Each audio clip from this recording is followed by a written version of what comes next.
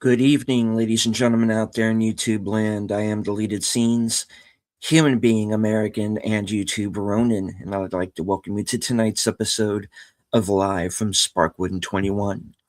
We control the horizontal, we control the vertical. I want to say hello to everyone currently joining us on X.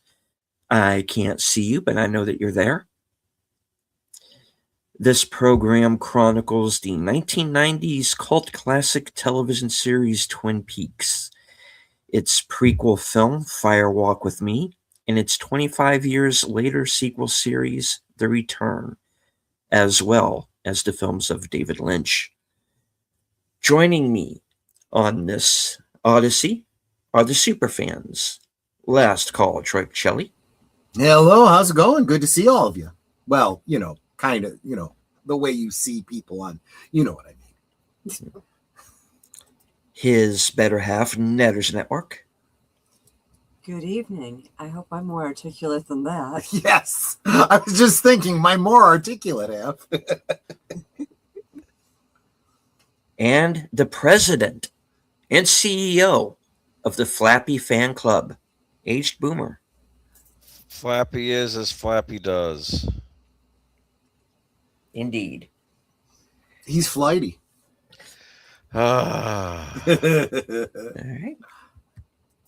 But in addition to, you had said, this is about the chronicling of the 2 seasons of Twin Peaks, the prequel, and then the 20-some years later 3rd season. But it's also about the fan-made sequel that comes after that. Queen yes. of Hearts, Indeed, as well as the forthcoming, what is it? Black Rose. Gosh. Black Rose, right? Which got a little, not the kind of update that I could share, but was in contact with Cameron just today, seeking some more input from the potential donors, and very excited about that. Can't wait until we can get him back on here to talk about that project. It's moving forward, and I'm real excited. Right on. Good to hear.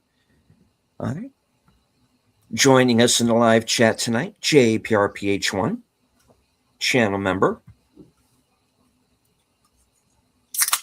Kapla. To our resident Klingon, Mark Melnikoff.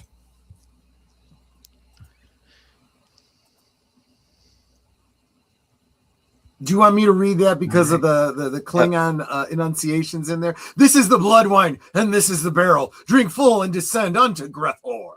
The targ is the white of the eyes, and the dishonor within. Fakhlar awaits your soul.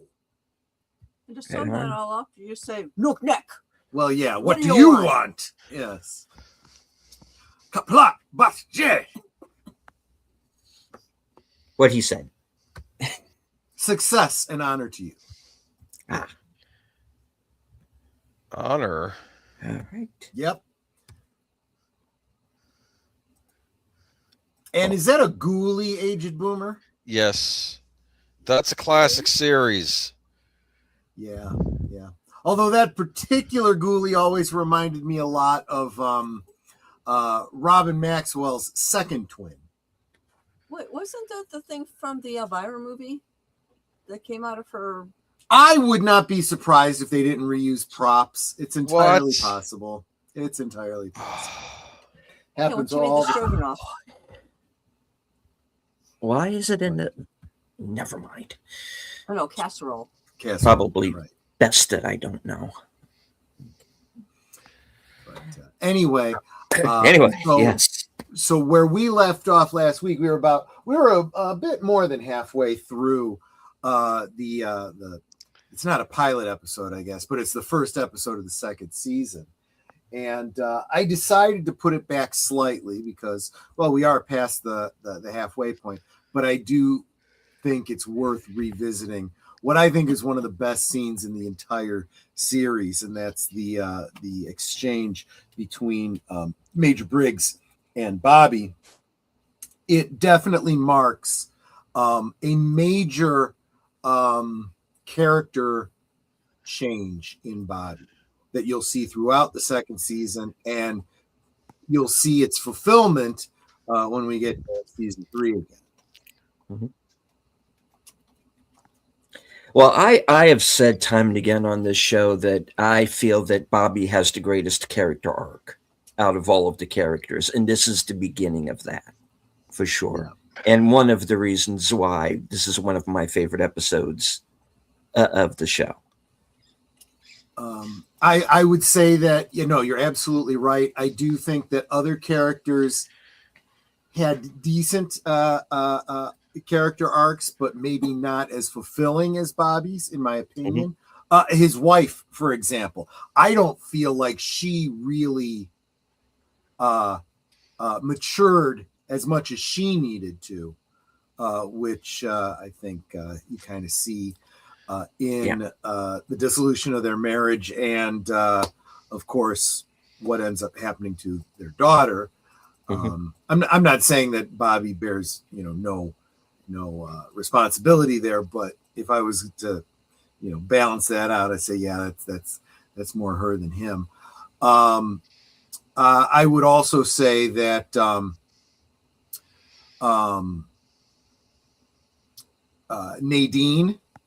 Nadine shows very slow growth, but very satisfying growth by the time we get to season 3. It's like finally, right? Yeah. And as a result, Big Ed and what's her name?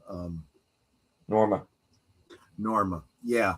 I don't know how much that you could say that their characters grew, and developed and matured, but they do come off as the example of the existential heroes, right?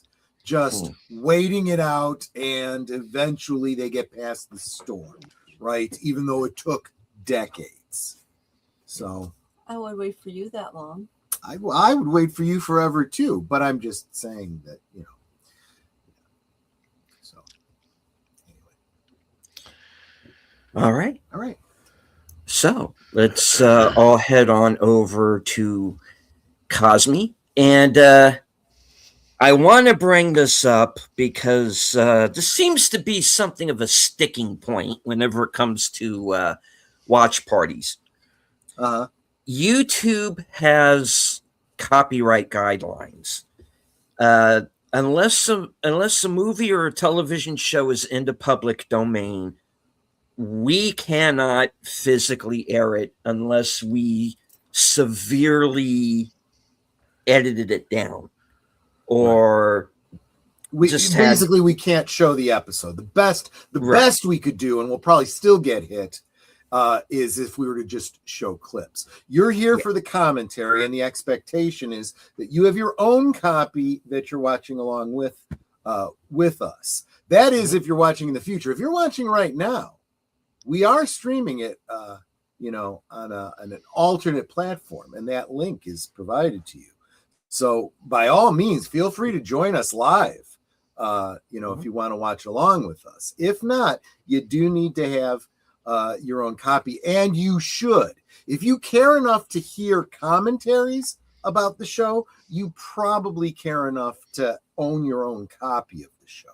And then to add to that, we do get involved watching the show, and sometimes we forget to talk. So yes, there will be silences.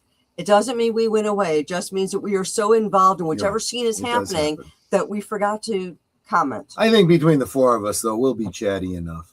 But sometimes. Great point. And yes, that does need to be said. Okay.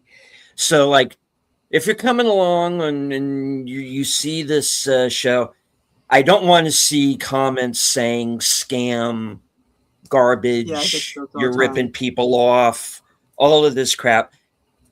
My channel is. Wait, have you actually gotten that comment? I got to tell you, have I gotten that comment? Yes. That we're somehow ripping them off? Yes. What the hell are we ripping them off of? I have no idea. What did they give us that would be considered to be a ripoff? Yeah. Yeah. I mean, unless they sent us some money or something. I got one. The guy was like, effing scam. You're nothing but a blog. Why are you bothering with video? You should just, what was it? You should just have an audio blog. I responded to that one. I said, and how do I show an episode of Twin Peaks or whichever? Because I've had this on my movies, and have it just audio. Right. And not get struck with copyright. Yeah.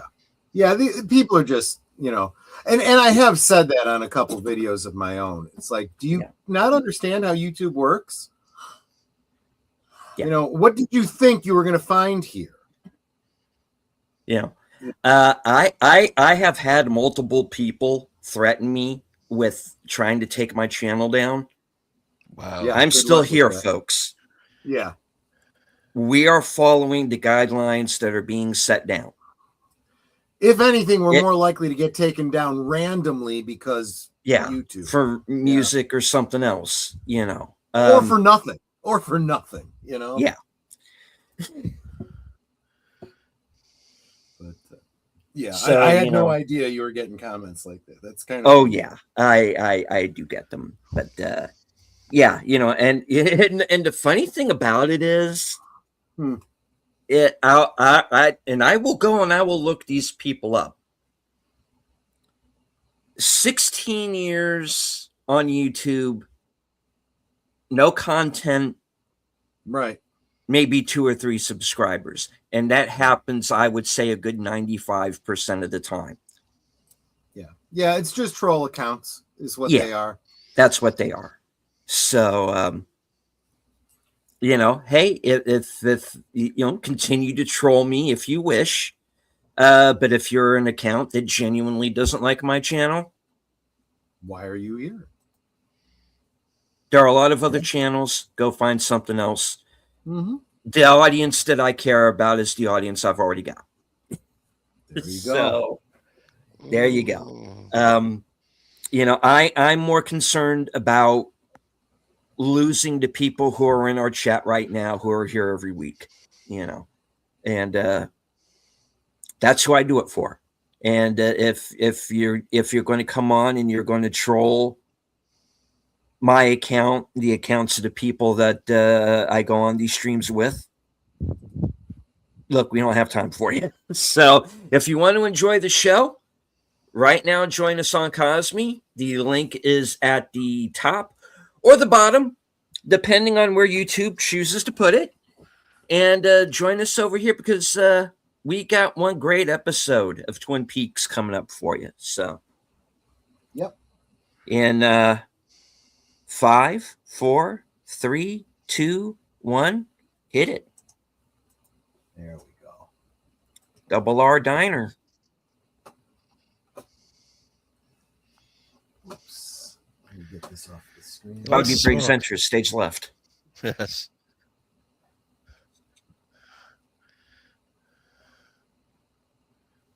Did he come in with a cigarette? Yeah. Yes. Jeez. He came in with an attitude. Well, yes. Yeah, did you see that? The way he sits down and he's just like, come on. Yeah, there's no reason why not. Again, I do like the fact that he puts out the cigarette before he Yeah, but that whole attitude of Dad wants me to join. Okay, fine.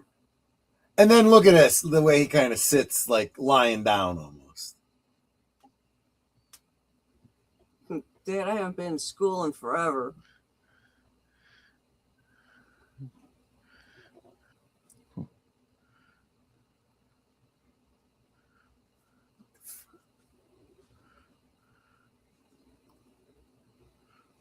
Of course, now I want to try huckleberry pie because he's making that look good. Right?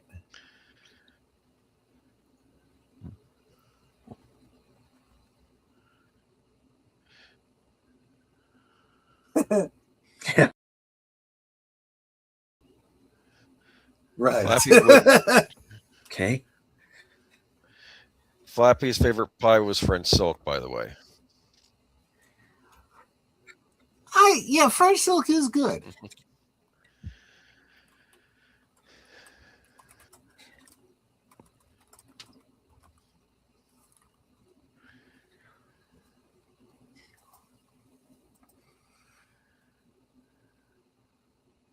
Huckleberries are in season from mid-July through September.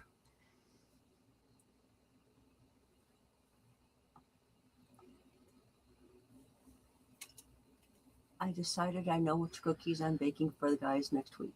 Which ones? Limoncello. Limoncello, cool.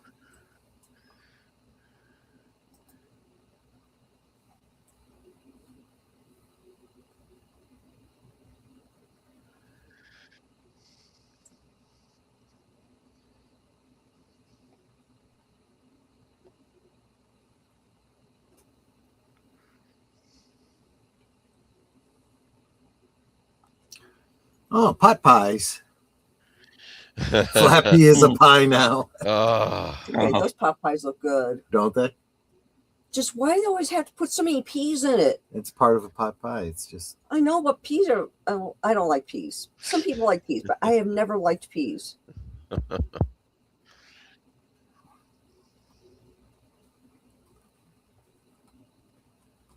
Oh.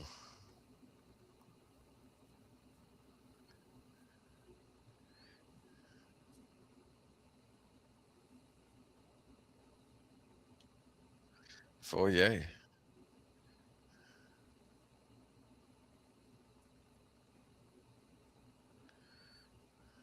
yeah.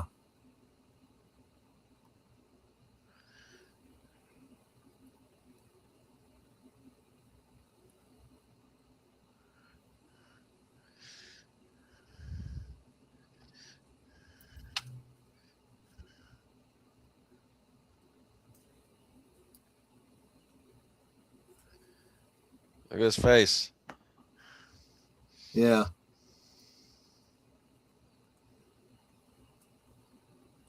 And you notice he's sitting up too. He's listening. Yeah.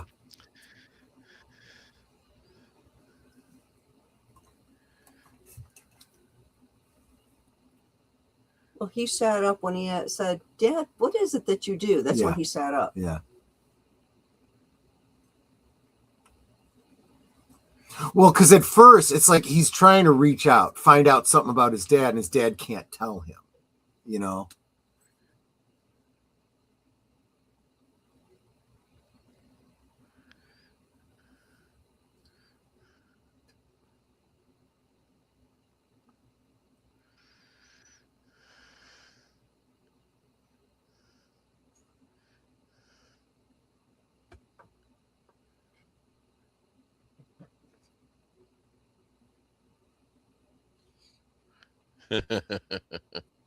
Yeah, I'd mentioned last time Hank puts on a good face. Yeah. And that was a, picture perfect salute. I mean, Well, the Majors wasn't. no, but he was being casual. Twin Beaks. Twin Peaks. Yeah.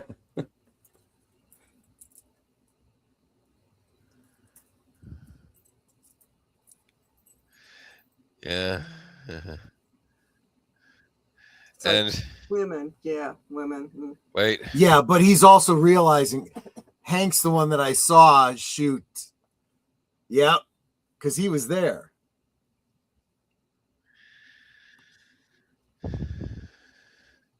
see, Leo does not put on a good face. No, he doesn't. He doesn't even try. Yes.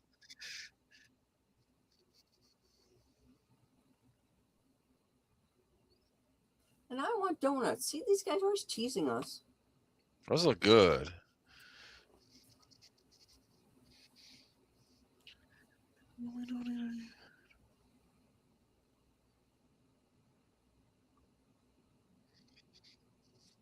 There is some debate among fans about whether or not that was, in fact, Leo Johnson.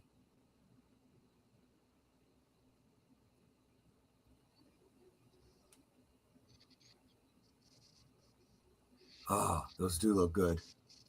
Yeah, but you can't tell me that the sheriff and Andy and Lucy, Hawk, and Cooper eat all those donuts in one day. You burn a lot of calories, hunting, finding fries. There are actually more people that work at the sheriff's department than we usually see. Mhm. I would guess there's probably about another 3 to 6 other sheriff's deputies that we don't See? I want them with the crunchies.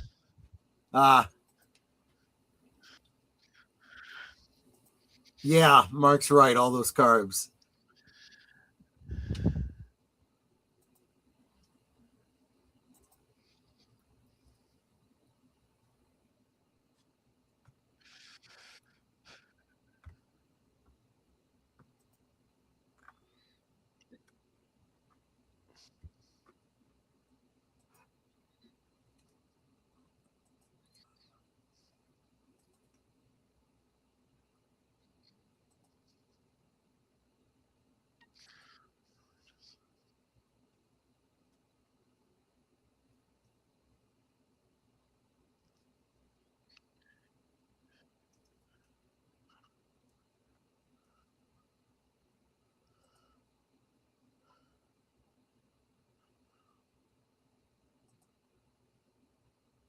How is Andy a cop? He's way too sensitive. I know.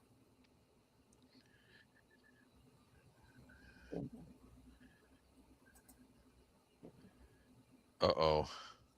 Yeah, you just hit him at the wrong time. Roosevelt.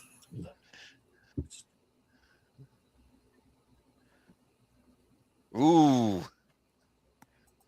You tell him, Andy. That's an angry warning. Knock it off. She liked that. Oh, because normally Andy's kind of wishy-washy, and this one he's like showing that And, authority. and Sheriff Truman looks proud.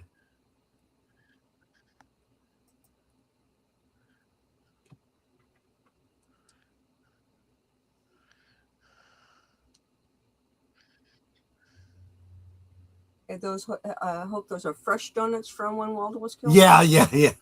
Because This is at least a day, maybe 2 days after that. So I keep expecting that deer to come to life and start laughing, the deer head. Yeah. Like an Evil Milan. Dead. Or Evil Dead 2.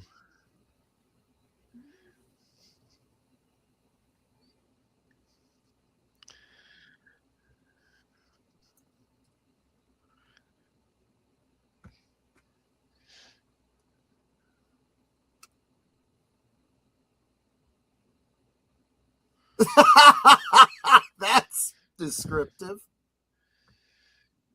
He looks like he could use a milkshake. Or something, yeah. Or maybe just a glass of water. Just...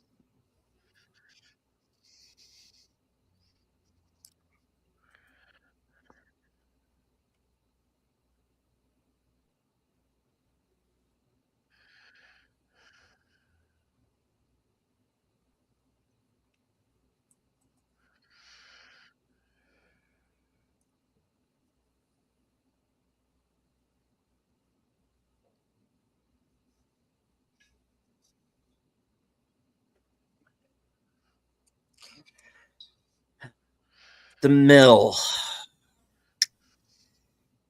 Yeah. About that.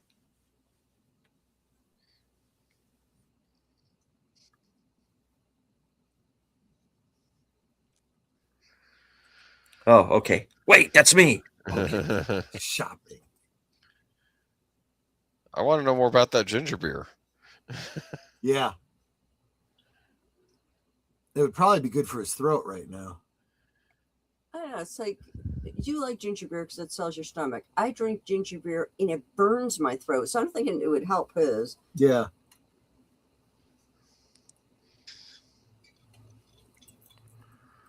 When the cake is moist AF, yeah.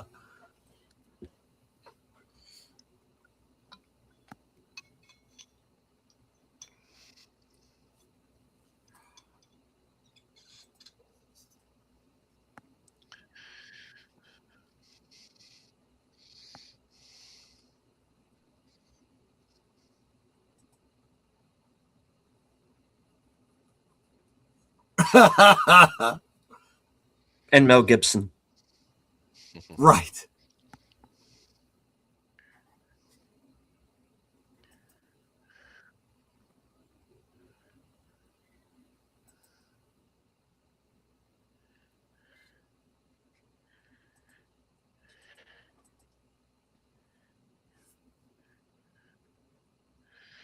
Oh.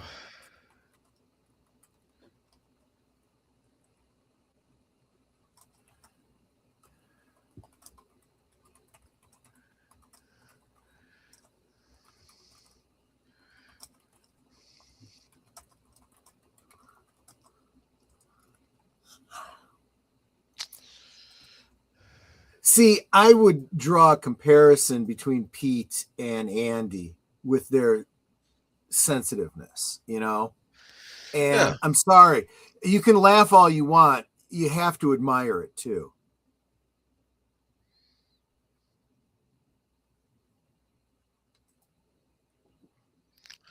Oh.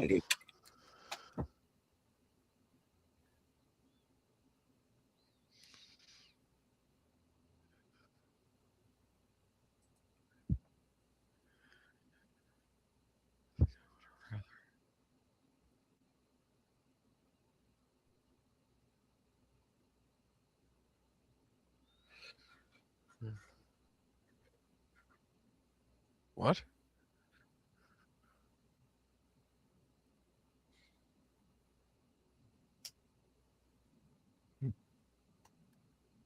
They wrap it in butterflies? I don't know. That sounds disgusting. I'm assuming that's the dessert he's talking about.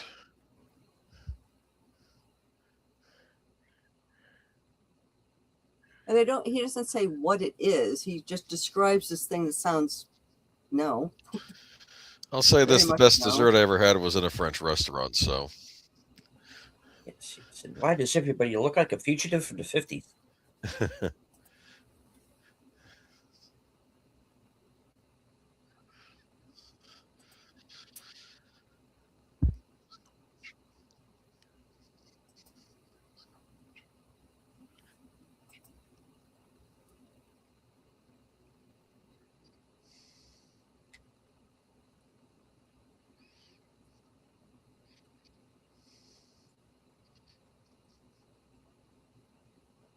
Good point.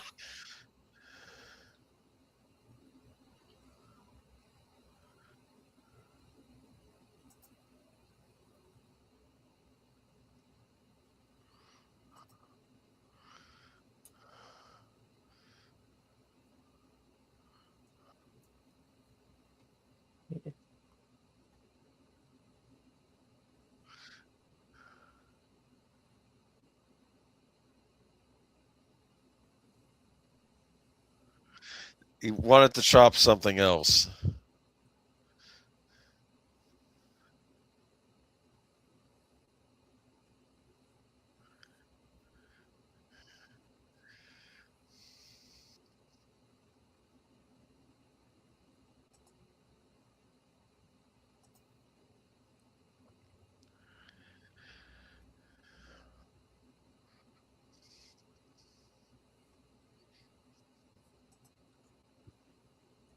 Oh, no, you are not a gentleman.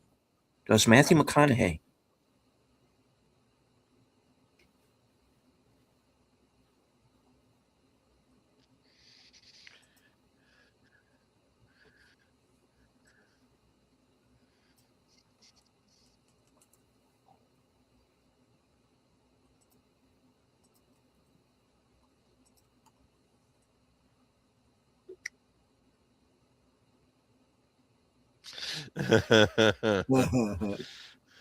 Careful, he's going to go into your dreams and kill you. Yeah.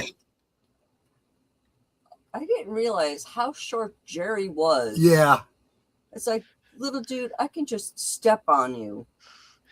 Yep. I liked when Meanwhile. Arnold threw him off the cliff. Yeah. I'm sorry.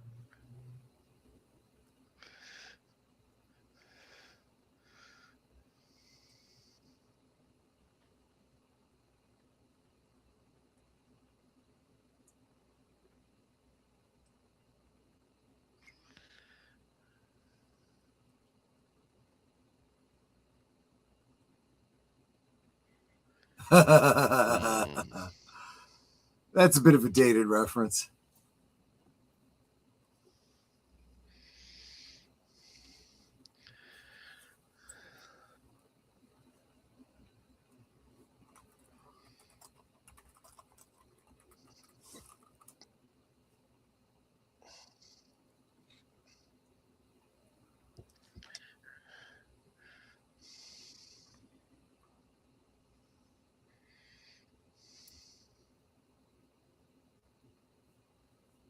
And is it me?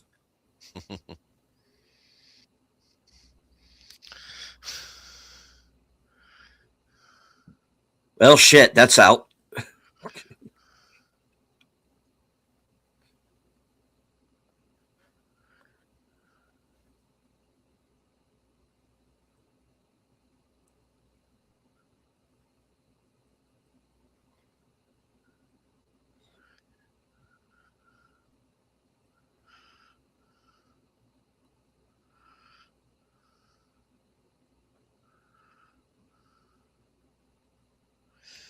Wait, is this a Westworld prequel?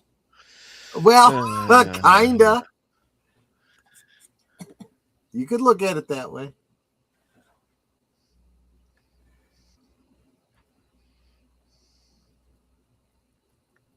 No, that wasn't you. That was Jackie Chan.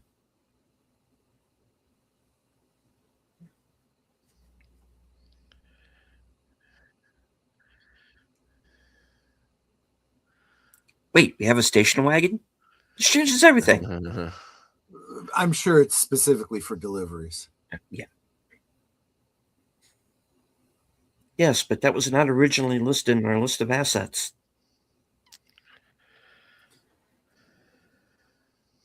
You know, it's interesting because not only is there the Meals on Wheels, but assuming that there is some other kind of delivery system that they have, this was a precursor to like DoorDash or, you know. Hey, look, it's an whatever. Pal. Yep. Yeah. Well, not there. There. Yep.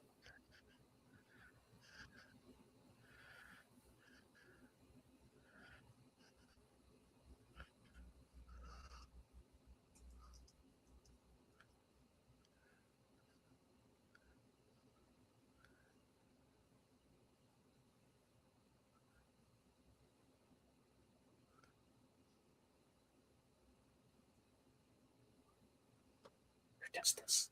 Okay. And am I correct that this is the last time we see either of these sisters? I think it's Until the last season time 3? we see Harriet. Yeah.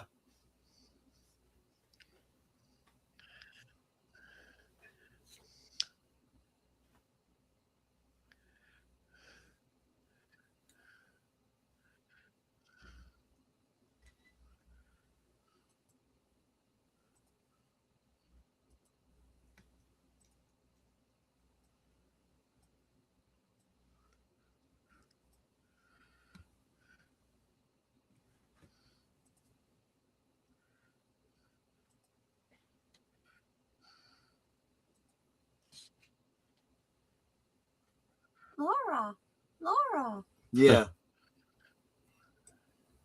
Don't go there.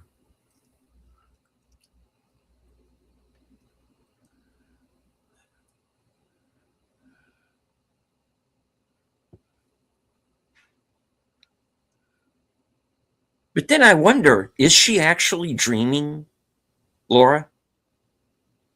And That's a is good point.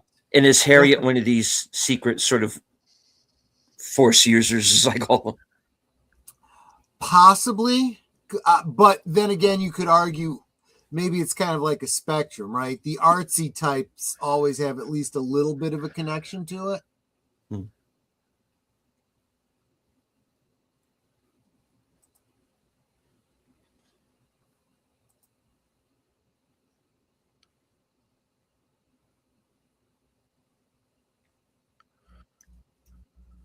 Mark, that's good to hear. I'd like to hear the details when you get a chance.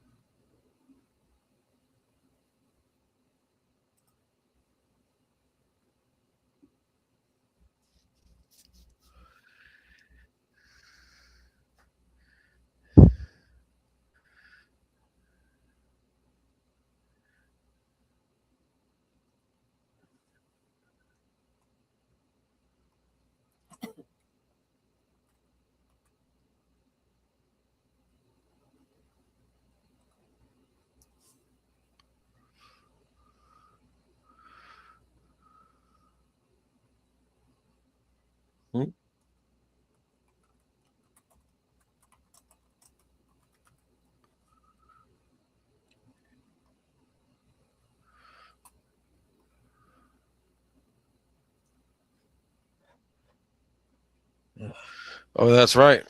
Yeah.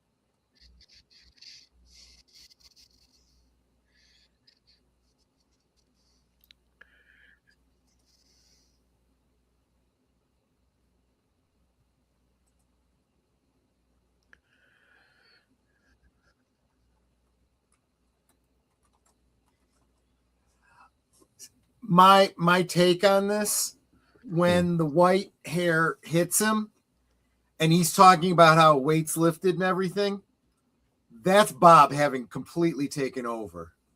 Hmm.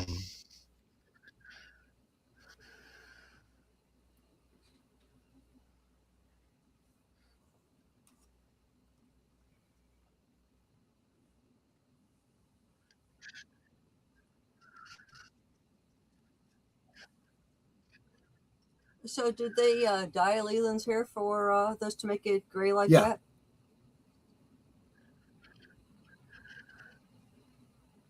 that? My mom had this gorgeous color of gray, and not all natural. And people would ask her what dye color she used, or and she's like, "It's natural." And they're like, "Come on, come on, what's the color? What's the box that you use?" She's like, "It's me. It's Annie." Hmm. Oh, he's getting fast.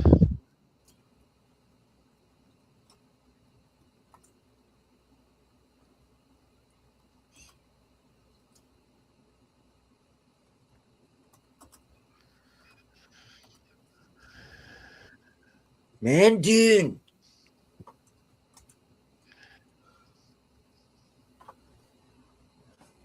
Yeah, it's not like you fed him to a sandworm or anything. Right, exactly. A little bit. I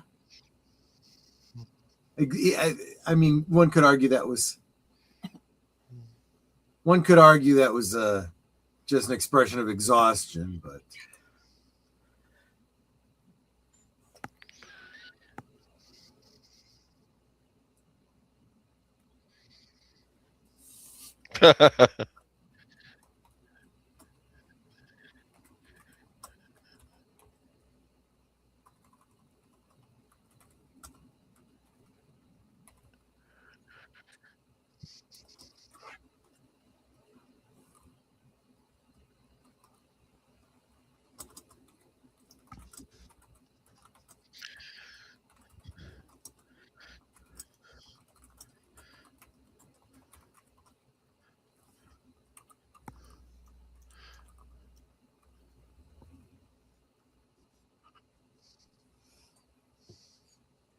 And of that is course, actually. that's where You go ahead. You were going to say it. that's where the Agent Cooper tapes end. Yep, that was the last entry. Yeah. That's right. Which actually, signing off, that's a great place to end it.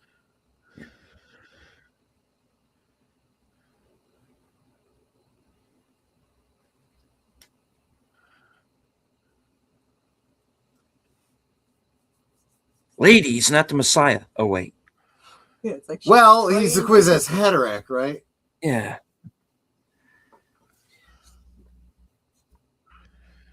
Now, you can interpret this as simple childish desperation. But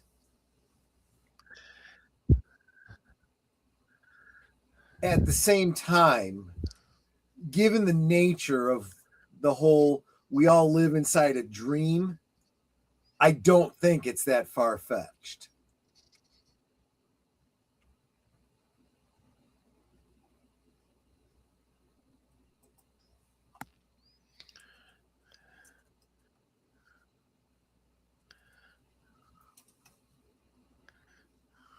You should have gotten it before you went. That's all I can say.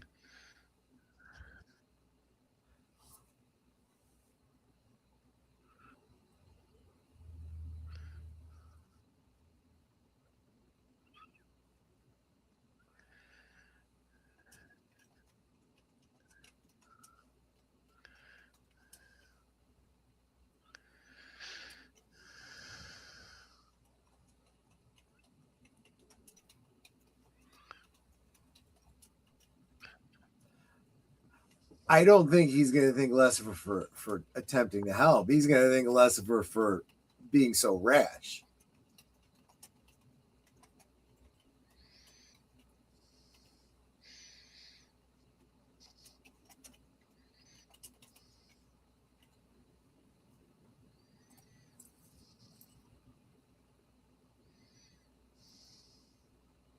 Now, here's another thing.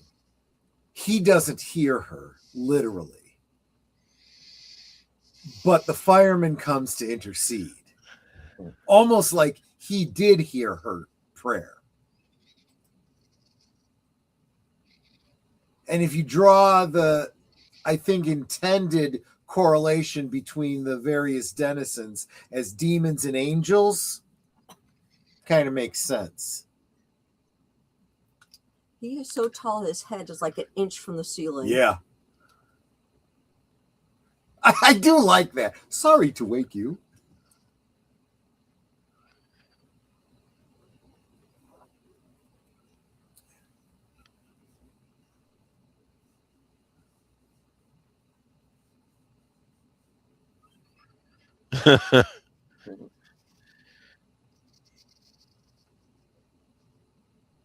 Otherwise, don't step on my lines.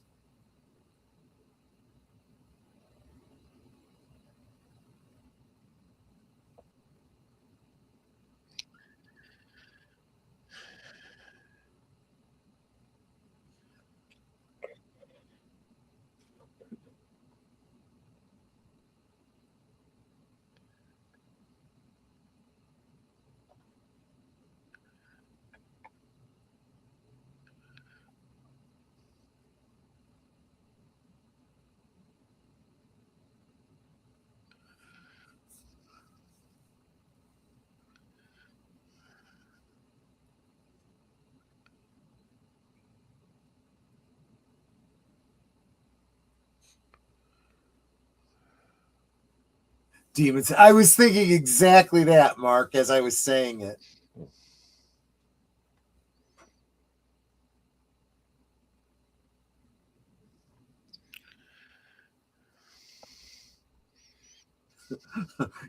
You were right about the smiling bed. The things I say to you will not be wrong.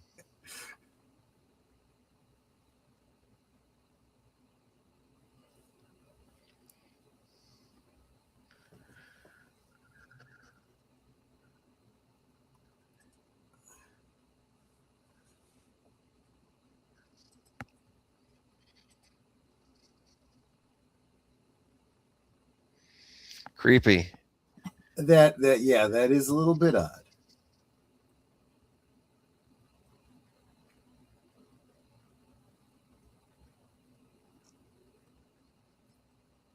It seems logical that she is the one that the fireman was referring to as being the one who has seen him and is ready to talk.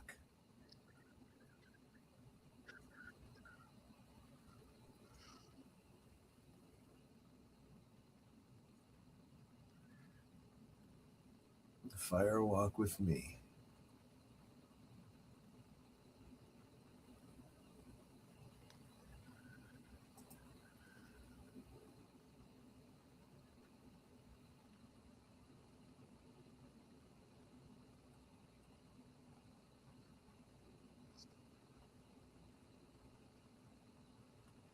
Wow. Now there's a way to end an episode. Yeah. My goodness. Different ending. Credits. Yep.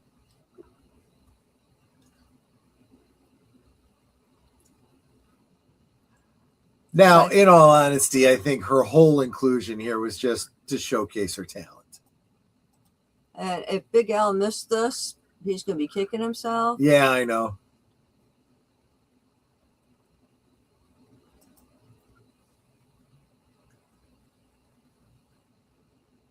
Boogie woogie.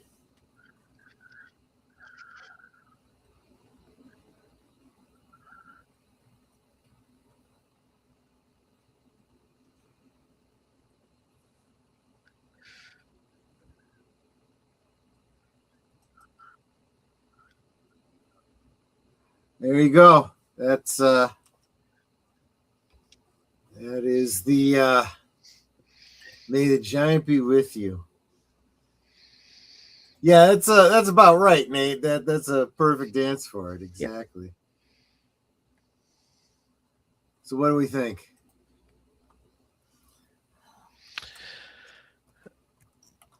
All right. Well, we are definitely off and running for season 2. And we're definitely, of course, we're going to get the whole storyline of how Audrey eventually escapes One-Eyed Jacks. We're going to get we're going to find out that the Renault brothers are not exactly down for the count, and because the worst one may be coming, and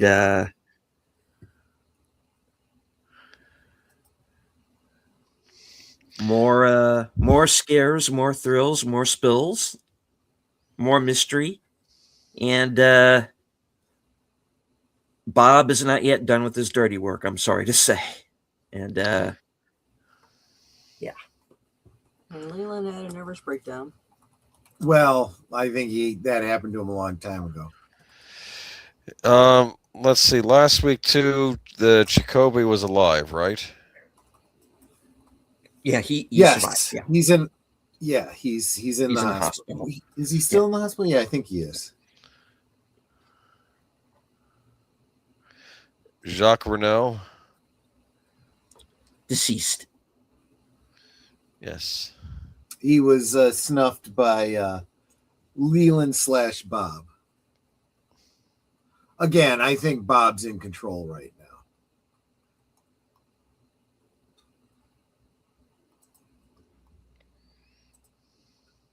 now. That's just my opinion.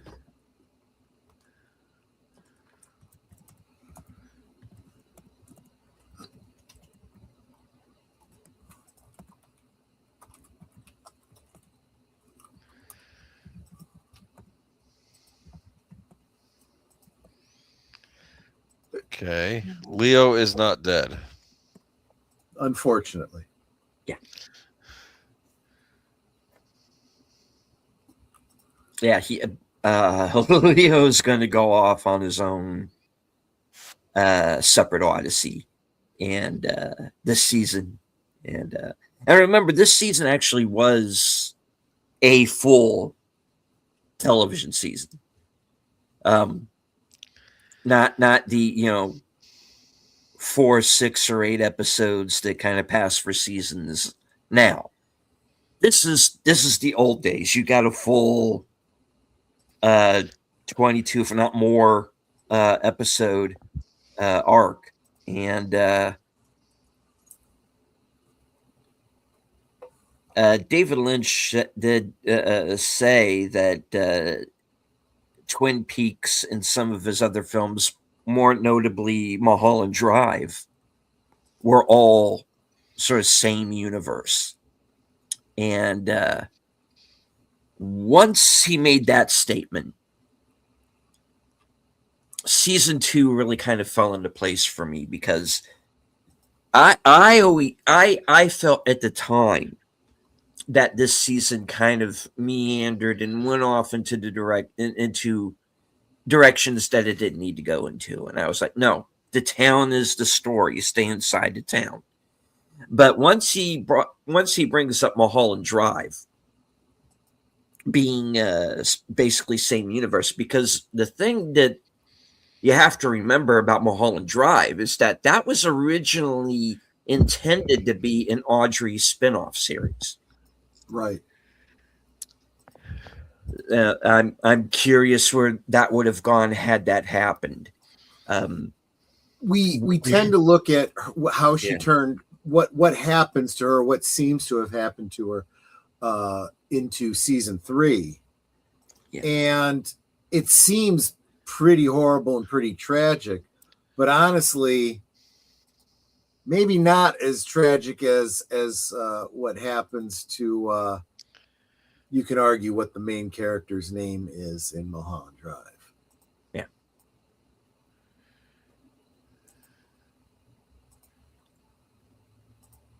Because I am of the idea that everybody always there are people who seem to think that Mulholland Drive is this impenetrable movie that makes no sense.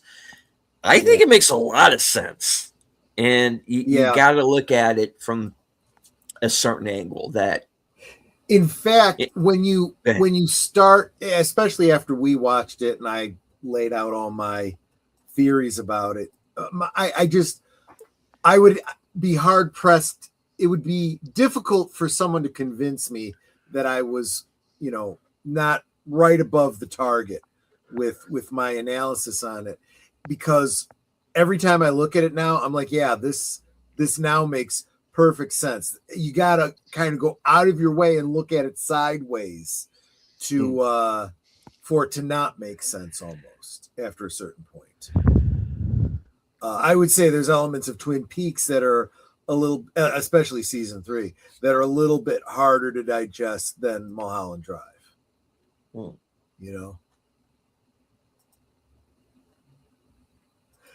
And if you understand Mulholland Drive the way I think I do, a lot of David Lynch's works kind of come into focus. Twin Peaks to a greater extent, which is of course what we're focusing on.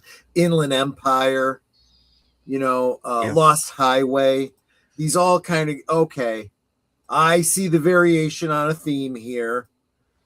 And which is why we actually went through all of those as we've been doing this analysis. So, yeah.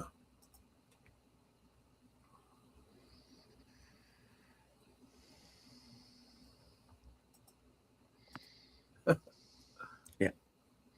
Mark points out that he thinks that Bob is creepier than Sideshow Bob. Well, yes, I would tend to agree with you.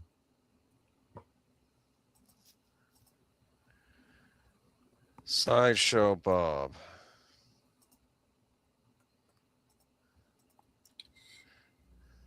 Indeed. And I do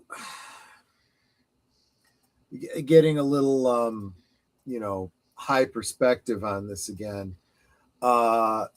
In season 3, we get the whole thing about the elaboration on the David Bowie line, "We all live inside of a dream," right?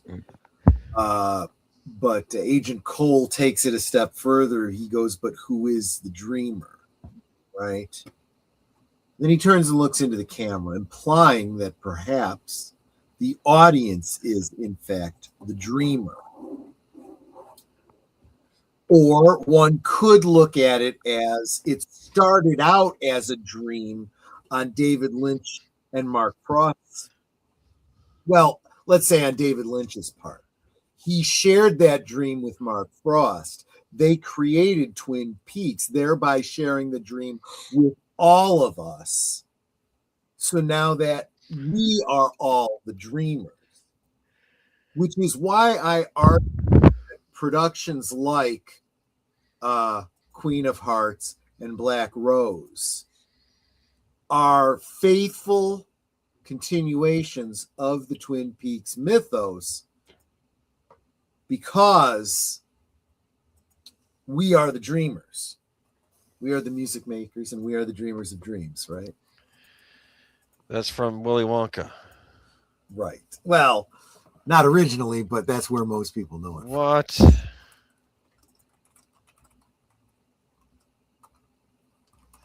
Yeah, that one is O'Shaughnessy. The piece is called Ode.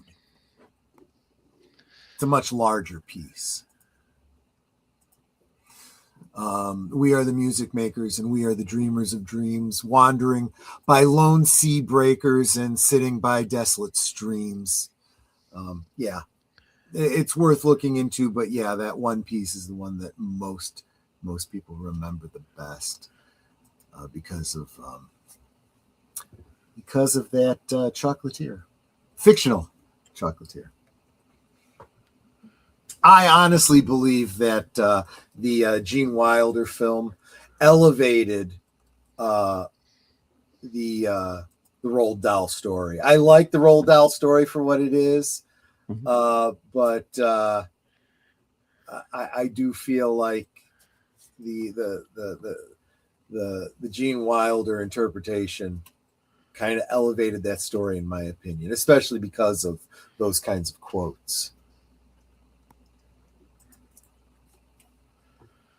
But that's not what we're here to talk about. We're here to talk about, well, no, I mean, I guess to a certain degree, all of these shared stories, right? They all kind of share the dream, right? This collective consciousness of ours, right? There is a story comes from DC Comics. There was a series called the Sandman. I know that they've done interpretations, they've done films, they've done streaming shows. Forget all that crap. You want to read the Neil Gaiman, actual comics. There is a segment of the dreaming, the land where Morpheus comes from, the Dream Master, the Sandman. Which is the realm of dreams. And in dreams, all people are connected. And all the stories that were ever written, all the stories that were never written but were just thought of, and all the stories that were lost still exist in the dreaming. And I've always thought about that. Every time, we talk about the collective conscious, the collective unconscious, how bizarre dreams are, and how it does feel like you're touching something outside of reality, but outside of reality. Like you're almost touching extra dimensional, like, consciousness, and it's like I can't quite grasp it.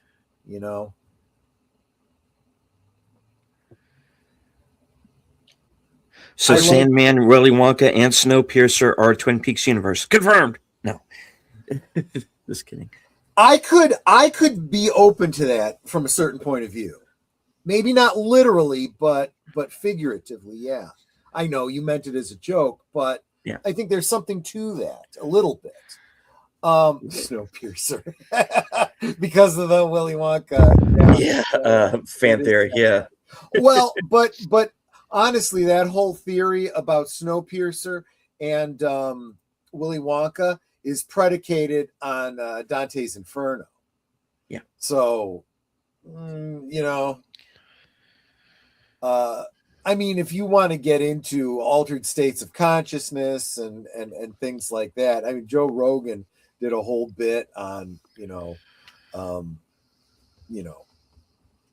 the beings that shape reality that we can't see, but then some people maybe have when they were in altered states, which could explain everything from elves and fairies to demons and angels and heaven and hell and the dreaming and all sorts of things, reincarnation, all of it. Thank you so much, Ruby Hoove. She gifted a membership on my channel that went to Boosh McFadden. I haven't seen that bloke in a while. Whoa. So maybe he'll come around a bit now that he's been gifted a membership. Thank you so much for that, Ruby Hoove. That is incredibly encouraging to me. And who got the membership on Netter's side?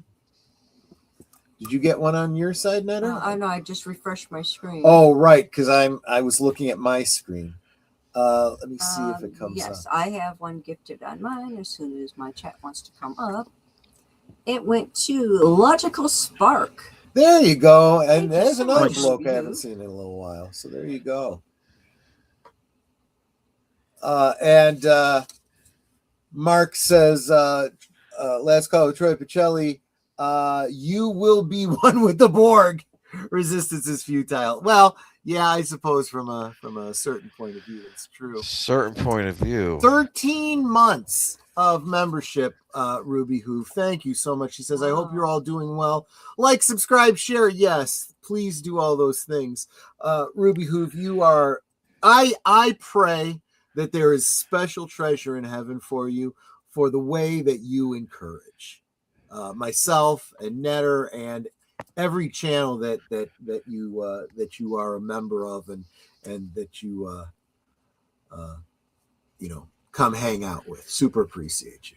Yep, you are Osmo. Thank you so much. So, any thoughts on the guy who brought the warm milk? Well, he does come up again at a very particular moment that has already been alluded to. He shows up with a very big clue and kind of doesn't realize that he has it, which is the fun part of it. And it does really feel like Senor Drool Cup, as he is called, in many ways seems like, the Chalfonts, Bob and Mike and so forth, these characters that have real world analogs as well as a lodge, element, right? One could argue, go ahead. Well, I have a question. Is it possible that he's the real world analog for the Giant? Because they do seem to coincide, especially during these batch of episodes. When you see one, you will see the other right after. So I always wondered. I don't think so. I feel more like Senor Droolcup is like in the fireman's orbit, kind of like and I'm forgetting the character's name, but the heavy woman that we see in season 3 that's in the lodge with the firemen. You know what I mean? Okay. But I definitely get the feeling that like the Chalfonts, I don't feel that they are what you consider White Lodge, positive elements. They definitely seem to be Black Lodge kind of operating in opposition to the firemen. I don't know if you feel that way, but I would argue the same is true of the Arm, although the Arm has a doppelganger, so one could argue that there might be a doppelganger for everyone, that for every being that is in the White Lodge, there is a shadow self in the Dark Lodge. And if that's the case, then is it possible that the fireman's doppelganger is, I don't know, Judy, maybe? Judy. I was going to say Bob, but it seems very clear that Bob is like an offspring of Judy. Anyway, just I don't have answers. Yeah. Now I'm kind of wondering, did Jordan Peele watch the show? Well, he might have. A lot of people have, I mean, this has been a very influential show, so would not be surprised.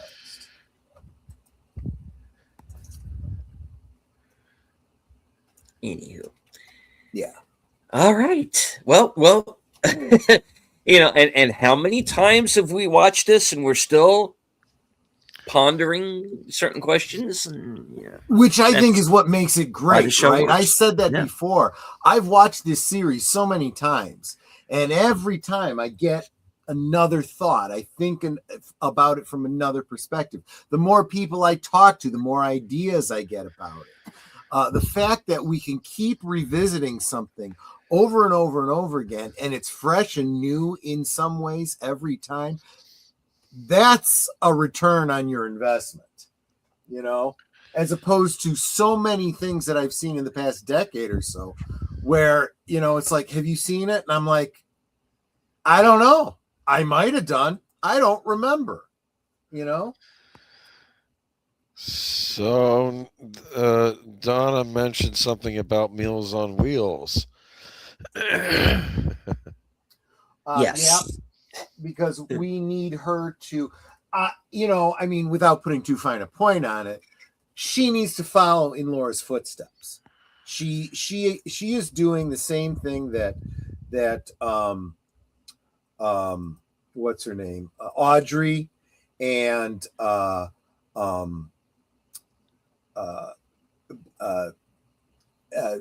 James Hurley, what they're doing it by, you know, their own, you know, sleuthing investigation. It's a shame that the kids didn't all team up, you know. It would have, you know, been way more Scooby Gang-ish, but since they didn't, and that's another big problem. I mean, we just saw it very clearly with Audrey, you know, wishing that Agent Cooper, you know, could help her and guide her and stuff. And it's like, well, you went off on your own. This is what happens, you know. When you're on your own, you're on your own. And that's also going to be true for Donna. It's also going to be true for, eventually it's going to be very true for James when he leaves Twin Peaks. And again, going back to what you were saying before there, Deleted, he leaves Twin Peaks and he doesn't really escape the darkness in the woods, right? He finds it out there waiting for him. Yes, he does. So there you go. All right.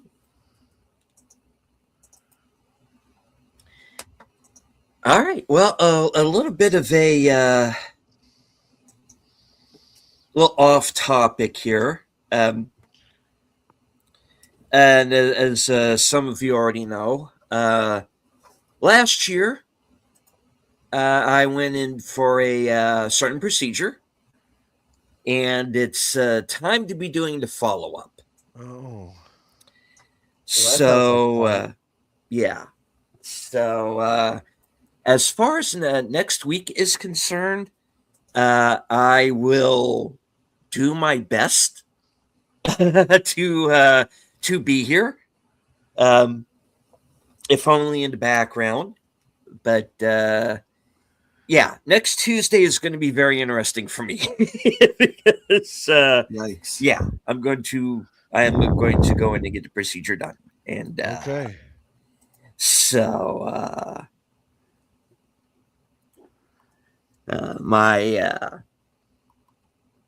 esteemed guest hosts here may have to take over for a week. But, that's fair. I can manage that. Does that mean there's also not going to be a mystery movie? There will be. I'm just probably not going to be able to see the movie. We'll see. Gotcha. But that show will go on, as will this one. Should I be here or no?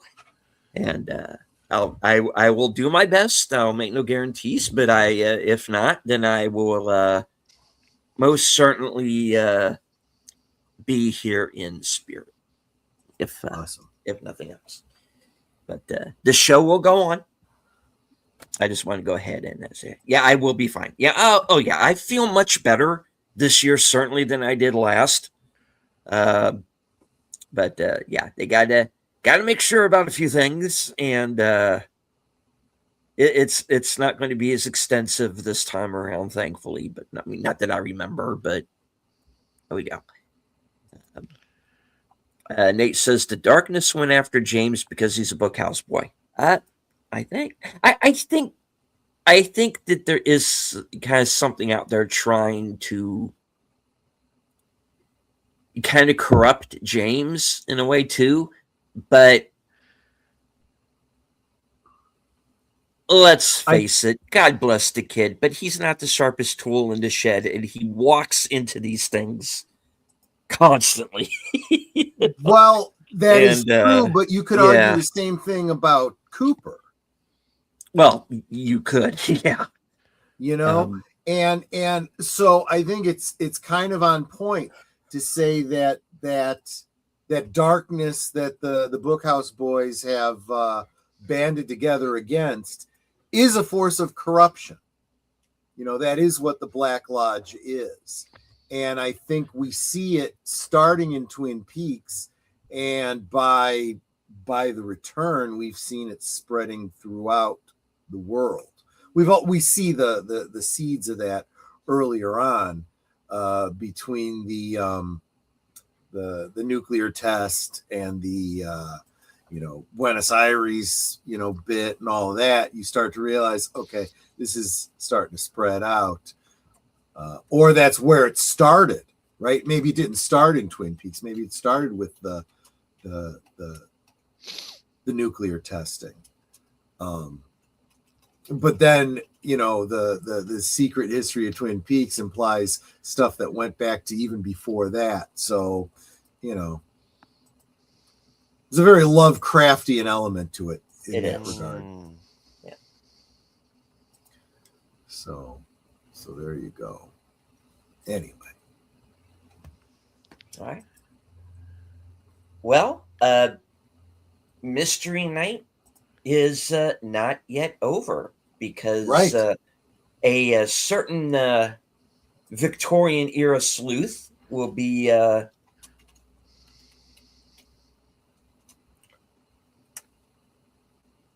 sleuthing. Yeah, I was going to say is going to get his game afoot. Yeah. Yes, the game is afoot. So tonight is the first half of the Hound of the Baskervilles, which is was a made-for-TV production by Granada. So it kind of it took place in between seasons. So I'm going to bring you the first half of that. Tonight we will finish it up next week.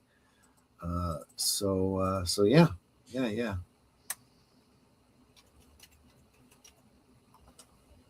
All right.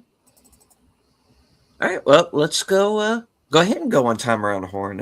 Troy, what else do you have going on in the next week or so? Yeah. So I guess the next thing after that would be, of course, tomorrow and Thursday and Friday. The rest of the week, Liquid Lunch every noon at noon Central, 1 p.m. Eastern.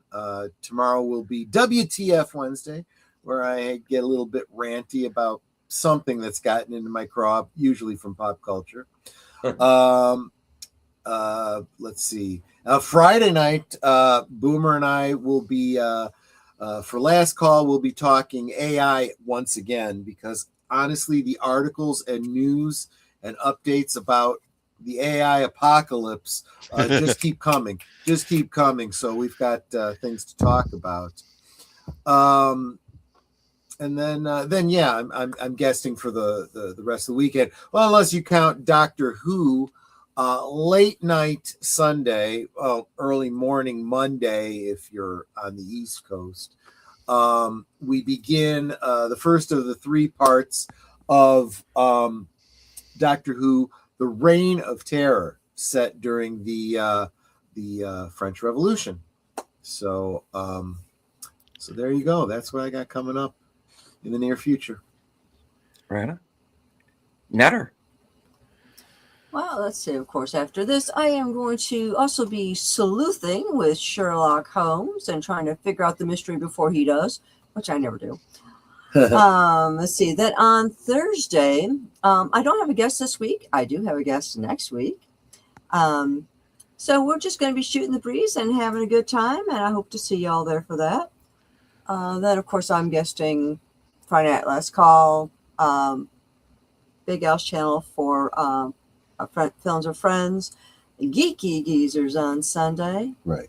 And then right back here again next week. Yep. Right on. Boomer. I will be. You can catch me on Friday with the Last Call at Troy Pacelli, and I will also on Sunday for Geeky Geezers, where we'll be talking about apparently even the Pokemon Pop Tarts aren't safe from the mad Jeez. scalpers out there. Oh, Why are boy. people nuts in this day and age? Oh fine. gosh, it's gotten bad, hasn't it? Yes. All right. And as for, well, I should probably put myself up on the screen. Hello. Hi. It's me, your host. Anyway, this no joke. I'm just saying. Sorry. Anyway, coming up for me this week will be Action Theater, where I am co-hosting with Outlaw Bill as we begin our month-long salute to the troops, beginning with our first film from 2016, Hacksaw Ridge, directed by Mel Gibson, starring Andrew Garfield. Let's see. Later on that night at 11 p.m., my program Coming Attractions, where you get to find out what I'm going to be doing next week, up to and including my appearance on Saturday, along with Bill, for the first of our extra dose episodes for the month at 6:30 p.m. And we're going to be watching Operation Dumbo Drop with Danny Glover, Corn Nemec, Dennis Leary, and Ray Liotta. We're also I'm going to be joining Troy and Nutter once again for along with the host, Big Al Presents for Films with Friends, as we watch the classic Disney Pixar film Up. Then Sunday, I'm going to be joining Bill again for Western Cinema Presents. And since it is Mother's Day, one for the ladies, as we watch The Man from Snowy River. Yes, that'll be at 4:30 p.m. Eastern. No unscripted Sunday night because I might be making an appearance on another channel. But reserved seats will go on as normal at 11 p.m. Guest to be determined.